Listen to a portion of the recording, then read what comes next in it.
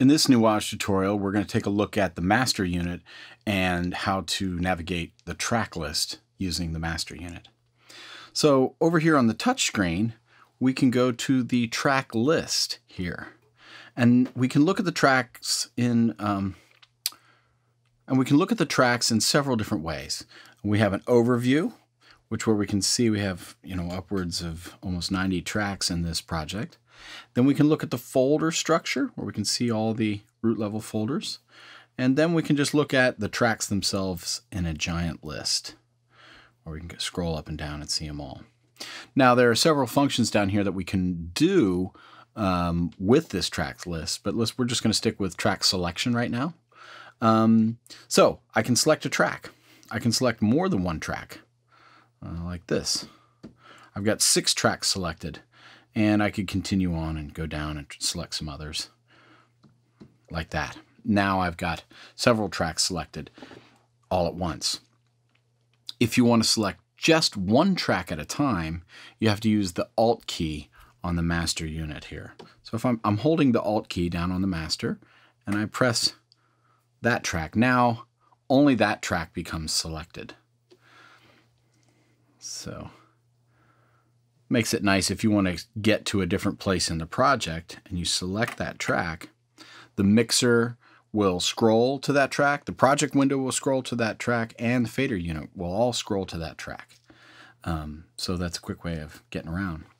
And if you take in account the folder structure, we can actually open up all the various folders. Like if I go back to the root level here, I can find the dialog folder, open it up, there are all my dialog tracks.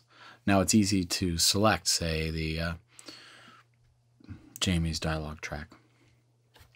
If I use the Alt key, it'll just be Jamie's dialog track. And now you can see up there in the project window that I have Jamie's track selected. The overview is nice if you have a rough idea where in the project your track is, because then I can just hit a group of tracks and see that set right there, that set of 32 tracks, and you can see the colors and everything. I can pick one. Now these functions at the bottom, as I'm selecting tracks up here, I could also be muting the tracks, I could be soloing the tracks, arming them, or making them visible or otherwise. So if all the tracks are visible right now and I start selecting tracks, they're going to start disappearing from the project. If I go to folders, I can even make the folders disappear.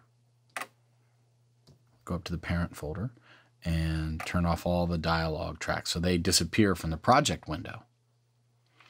So this is just another way to view the track list using the NUAGE system. Again, there's sort of multiple ways to address all these different functions. It just depends on the kind of work you're doing. This might be an easier way to organize your tracks for a certain type of workflow, or it might be easier to use the fader unit, or maybe the project window itself. The arrow keys on the master unit can also navigate through the tracks. The up and down arrows can be used to change the track selection vertically in the project window, like this. Also, the left and right arrows can be used together to open and close folders.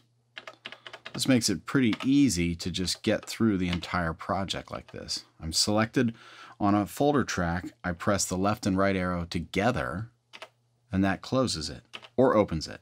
So you can go back and forth.